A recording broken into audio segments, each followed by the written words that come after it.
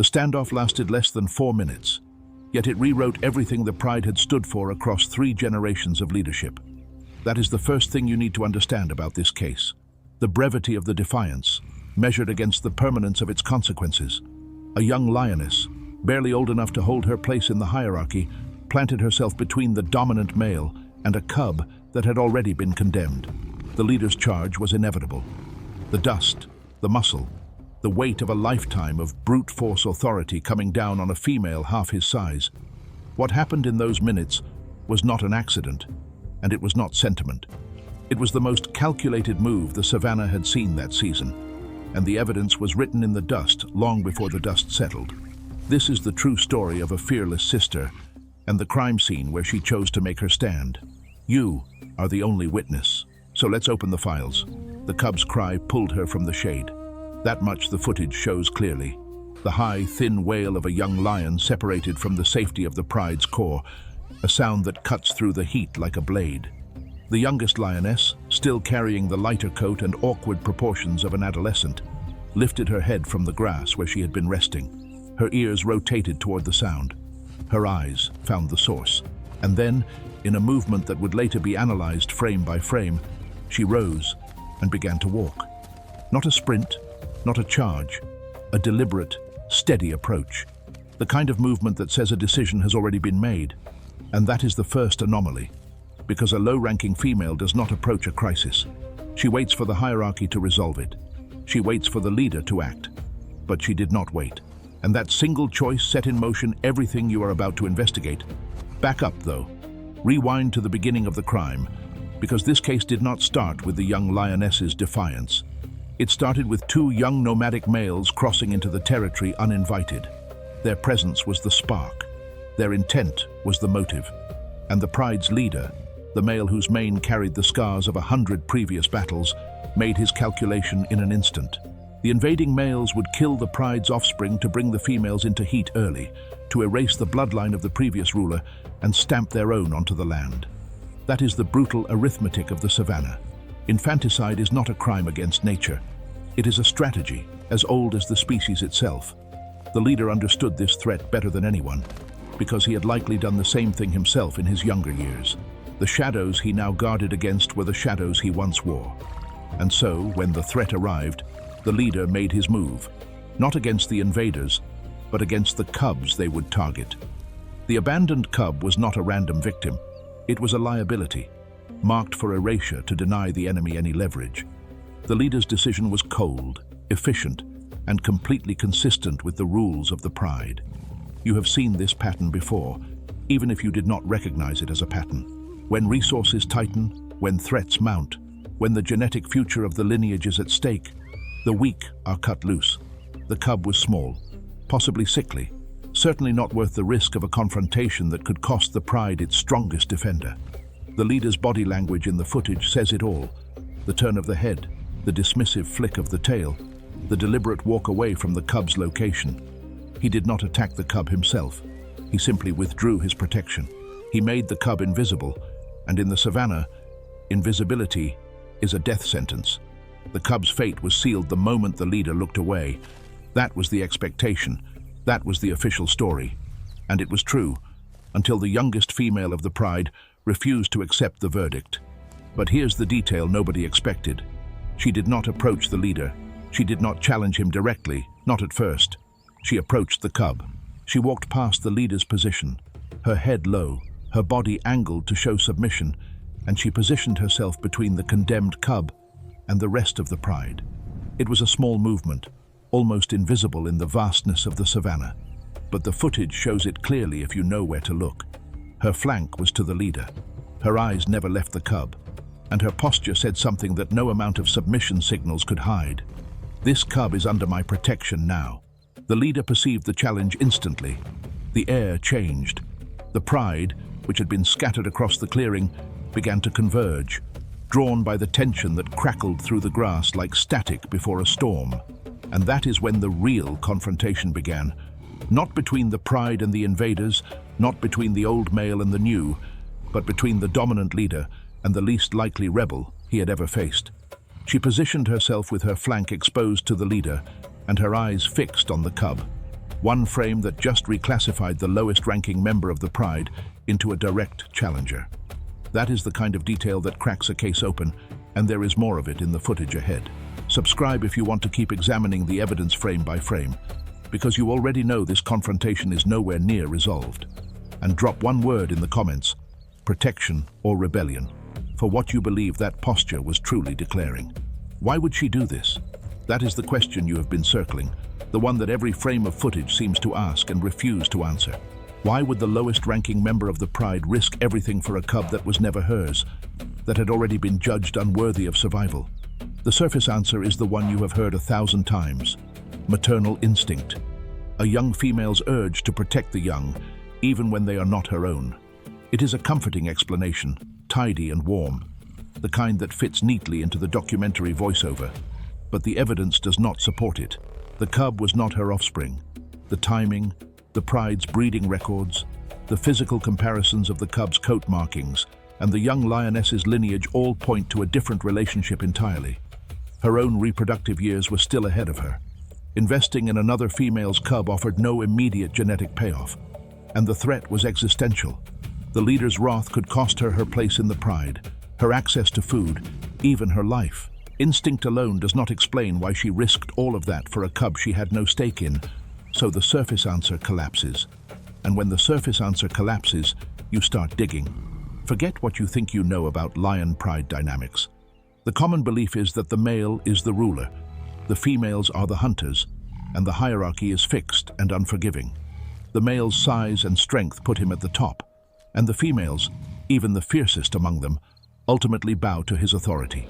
That is the story we have all seen in countless documentaries, the one that reinforces the image of the Savanna as a place where might makes right and the strong survive.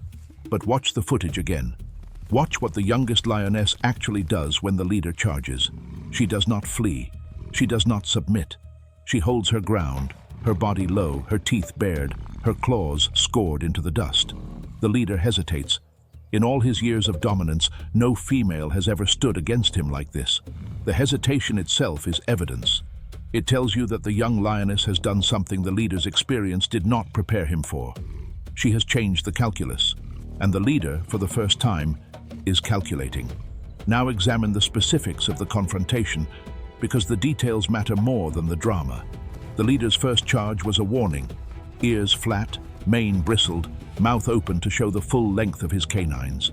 He expected the young lioness to break, to scatter, to retreat into the grass and leave the cub to its fate. She did not move. Her eyes tracked his approach. Her body tensed, but her position held. When he closed the distance, she did not engage his teeth. She aimed for his forelegs, a low strike that forced him to check his momentum to avoid stepping on her. The footage shows the shift clearly. The leader's charge breaks, he stumbles, and for a moment, the dominant male of the Pride is off balance, his authority wobbling like a stone about to fall. The other Pride members watch. The air is thick with tension, the kind you can almost taste, coppery and sharp. And in that frozen moment, something shifts in the hierarchy that no one, not the leader, not the Pride, not you, fully understands yet. Look closer. The leader's second approach was slower, more deliberate. He had been forced to recalculate, and the calculation was not going his way. The young lioness had positioned herself with her back to a low, rocky outcrop, eliminating the possibility of a flanking attack. Her cub, the abandoned cub, the one marked for death, was tucked behind her, shielded by her body. She had chosen her ground with the care of a tactician, and the leader, for all his brute force, could not find an angle that did not cost him more than it gained. That is the moment you need to step back and ask, how does a young female, barely out of adolescence, know to do this? How does she understand the geometry of the kill site, the positioning, the negotiation of threat? The answer is not instinct. The answer is something the surface story never mentions: the quiet education of the Pride, the years of observing, learning, and calculating that every lioness undergoes before she ever takes her place in the hierarchy. The young lioness had grown up in the shadow of the leader. She had watched him win and lose his battles, seen the way he moved, the way he punished, the way he yielded when the cost was too high.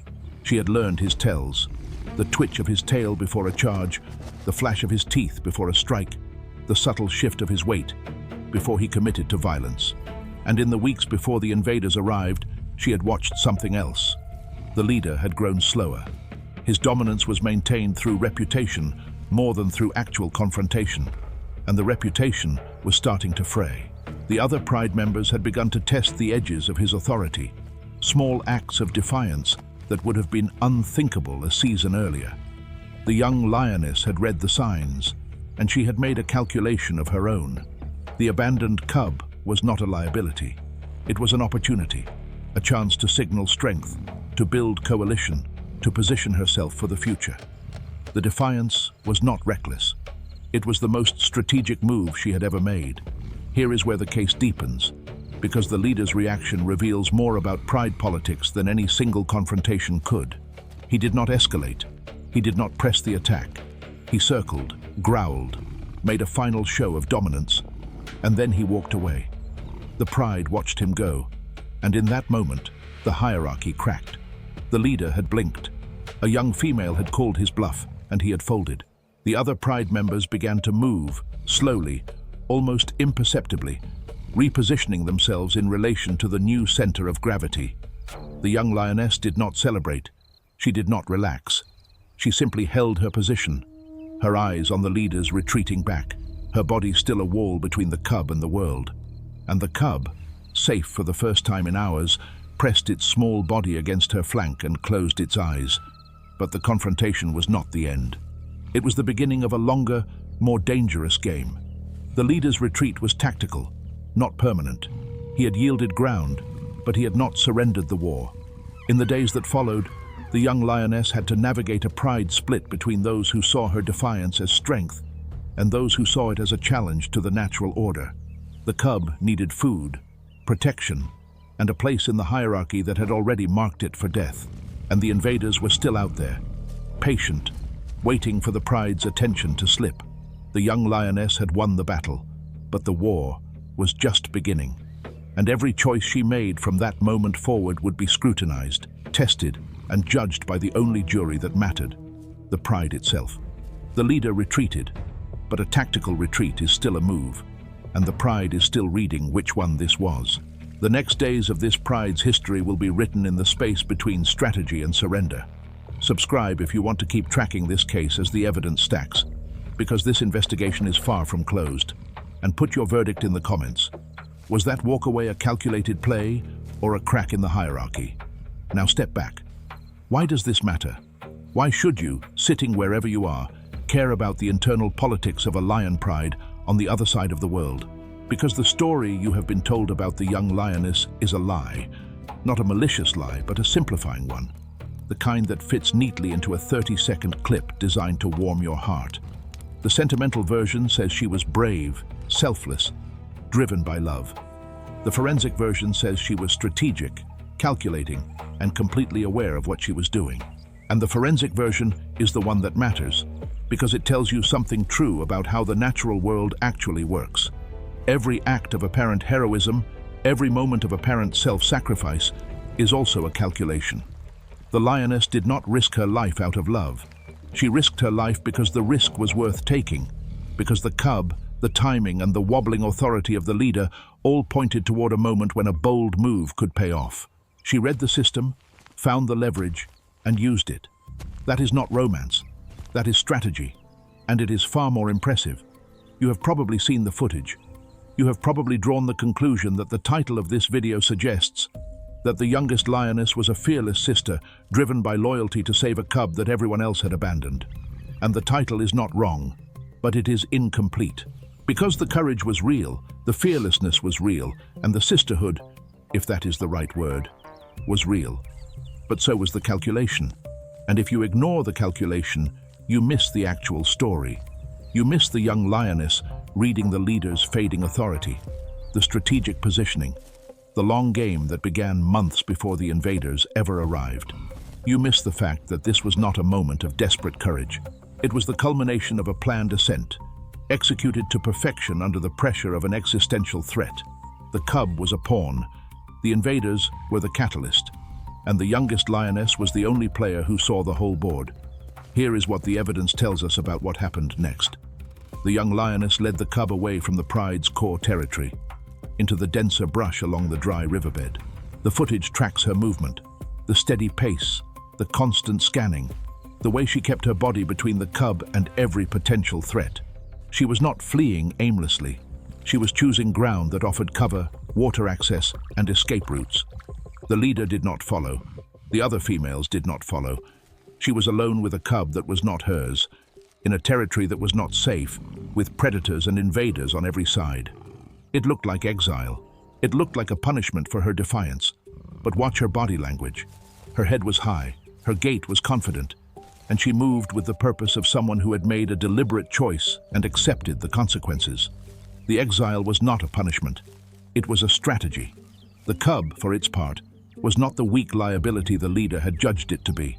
Once the immediate threat passed, the young lioness began to test the cub. Gentle nudges, short walks, increasing distances. The cub responded. It grew stronger, more alert, more capable. The footage shows the transformation happening over days, not weeks. And that transformation is critical evidence because it tells you something the leader did not know when he made his calculation. The cub was not doomed. It was recoverable. It just needed a chance. And the only lion in the pride willing to give it that chance was the one who had the least to gain and the most to lose. Or so it seemed. Because here is where the investigation takes its final turn. The real reason the youngest lioness defied the pride's leader was not love, and it was not even strategy, in the narrow sense you might expect. It was the future, her future, and the cub was the key to it. Think about what the young lioness was facing. Her adolescence was ending. Her reproductive years were approaching, and with them the need for coalition partners, allies who would stand with her when the next invader came. The next drought hit. The next crisis demanded a united front. The pride's existing hierarchy was rigid, and the leader's dominance had suppressed the rise of the younger females. The cub, a relative likely, represented an investment in blood, a future ally, a member of her coalition who would owe her a debt that the Savanna never forgets. By saving the cub, she was not performing an act of kindness. She was building her political capital. She was ensuring that when her own cubs arrived, she would have someone to call on, someone who had survived because of her, someone whose loyalty was written in the debt of survival itself. The defiance was a down payment, and in the unforgiving arithmetic of the Savanna, down payments are the difference between thriving and being erased. That is the core truth of this case, and it is uncomfortable precisely because it strips away the sentimental layer you have been taught to expect. The young lioness did not save the cub because she loved it. She saved the cub because the cub was worth saving. To her, it was a return on investment, a bet on the future, a move in a game that spans generations. None of that makes the act less remarkable. If anything, it makes it more so. The fearless sister of the title was not fearless because she ignored the risks. She was fearless because she calculated them, accepted them, and moved anyway. That is not blind courage. That is the coldest, clearest kind of decision-making the natural world has to offer, and it is the kind you will find if you look beneath the surface of any act you have been taught to call selfless. Not to diminish the act, but to understand it. And here is where the case closes. The young lioness raised that cub. It survived the season, survived the invaders, survived the leader's lingering resentment. The footage of their reunion, months later, when the cub was old enough to hold its own, shows the young lioness approaching it with the same deliberate calm she had shown on the day of the standoff. The cub rose to meet her. Their foreheads touched, and for a moment, the hierarchy of the pride seemed to tilt around that small gesture. The leader was still there, still dominant, still the brute force center of the pride's world. But the young lioness had carved out a place for herself. She had signaled her worth, built her coalition, secured her future. The cub she had saved would grow into an ally, a hunter, a protector of her own future offspring. The investment had paid off in the only currency the Savanna recognizes: survival. You may want to believe that the young lioness was different, that she defied the order of things because she was special, because her heart was bigger than the brutality around her. But the evidence does not support that reading. The evidence supports something more impressive and more unsettling. She was exactly like every other lion in the pride. Strategic, calculating, driven by the hard arithmetic of survival. The only difference was that she saw an opportunity where the others saw a threat, and she had the nerve to act on it. The leader did not lose to a sentimental rebel. He lost to a better strategist. And if you have spent your life believing that the natural world is either a Disney film or a brutal war with no intelligence behind it, this case should disturb your assumptions, because the truth is in between, and it is far more fascinating than either extreme. So what do you take from this? What legacy does a young lioness leave when she steps between a dominant male and a condemned cub? The answer depends on what you are willing to see. If you want the comfort of a simple story, the title is enough. A fearless sister, true and loyal, risking everything for love. But if you want the truth, the forensic truth, the one written in tracks and posture and the calculated positioning of a young predator on the rise, then you have to look deeper. You have to see the strategy and the courage, the investment in the rescue, the cold clarity beneath the warm narrative. The young lioness was not a hero. She was a strategist. And that is a far more impressive thing to be. The case file closes here, but the investigation does not end. The cub she saved will grow. The pride's hierarchy will shift again. The young lioness will have her own cubs, and the coalition she built will be tested in ways no one can predict. The Savanna does not announce its verdicts. It writes them in silence, in blood, in the patient arithmetic of survival that plays out across generations. You have seen one chapter. The rest of the story, the one about what happens when the strategist becomes the leader, when the coalition pays off, when the investment matures, is still being written. And the only way to read it is the way you read this one, with your eyes open, your assumptions suspended, and your attention fixed on the evidence. Because the Savanna keeps its records in ways most people never learn to read. But you are not most people anymore. You are the only witness, and you know exactly what to look for. The Savanna does not keep its records in ink, but it does not lose them either. Every scar on the leader's muzzle, every shifted alliance, every cub that reaches adulthood against the odds, these are the entries in a ledger written in the only currency that matters. The young lioness added her line to that ledger on the day she refused to yield. And in doing so, she did something more significant than saving a single cub. She proved that the hierarchy of the pride is not a fixed law of nature. It is a negotiation, replayed every single day, won and lost in moments so small that most eyes would miss them entirely. The ledger is still open, and the next entry could overturn everything we think we understand about how power actually changes hands. Subscribe if you want to keep reading these records with us, because every death leaves evidence, and we will not stop until the story is complete. And in the comments, write the word negotiation if you have ever watched The Wild and realized that what we call hierarchy is really a daily transaction. That is how the witnesses find each other. You may never see the Savanna with your own eyes. You may never kneel in the dust beside a kill site, reading the story of a struggle in the pattern of displaced stones, but you have now done something almost as rare. You have looked at a familiar story, the sort that gets told in warm tones and soft lighting, and you have refused to accept its surface. You have asked the question that separates the witness from the spectator. Not what did she feel, but what did she do, and why did it work? That is the investigator's discipline. And it is a discipline you can carry far beyond this case, into every story you are ever told about the natural world, about power, about the ones who rise and the ones who fall.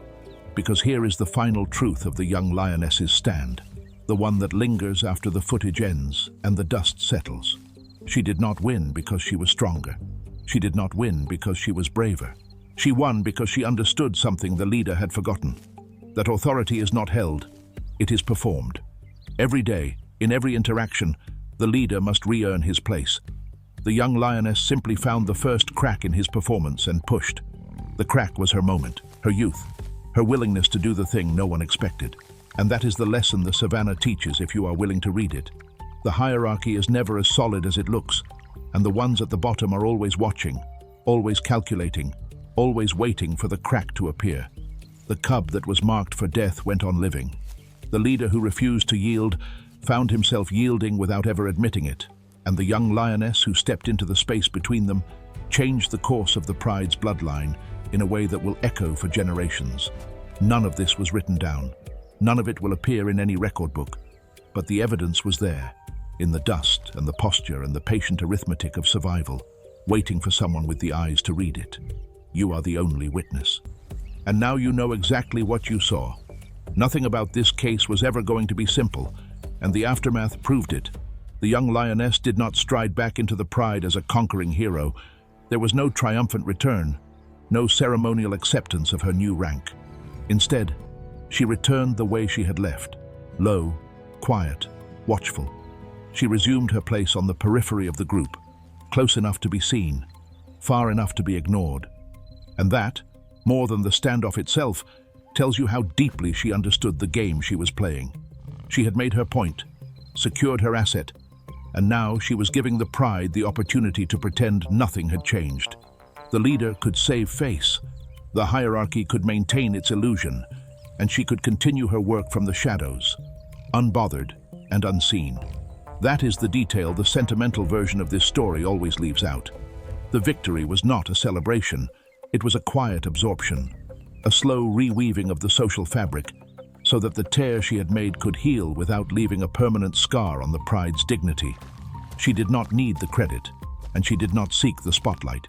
She needed the outcome, and the outcome was standing beside her, growing stronger with every passing day, a living reminder of what she had risked and what she had gained. The leader, for his part, never acknowledged the challenge directly. He simply adjusted. He shifted his patrol routes, altered his dominance displays, and found new ways to assert his authority that did not involve testing the one female who had already proven she would not break. So the standoff became a footnote, a story the Pride itself seemed to forget. But you will not forget it, because you have now seen what the footage does not show. You have seen the calculation beneath the courage, the strategy beneath the sacrifice, the cold precision beneath the warm narrative of a fearless sister, and that is the real legacy of the young lioness. Not the cub she saved, though that cub will carry her investment into the next generation. Not the leader she defied, though his authority was permanently diminished by the moment he blinked. But the proof that intelligence, patience, and nerve can trump brute force in the most unforgiving arena on earth. The proof that the underdog is not always a sentimental fantasy. Sometimes, the underdog is just a better strategist, waiting for the right moment to strike. The dust has long since settled on that confrontation. The tracks have been erased by wind and rain. The cub has grown, the Pride has shifted, and the young lioness has moved on to whatever chapter her calculation leads to next. But the evidence of what she did remains, not in any physical trace, but in the pattern of behavior she left behind. And that is the final lesson of this case. The most important records are never written down. They are written in the choices that ripple outward, in the risks that pay off, in the moments when someone at the bottom of the hierarchy looks up, sees the crack, and decides that today is the day to push. The Savanna remembers everything, even when the sand forgets. And now, so do you.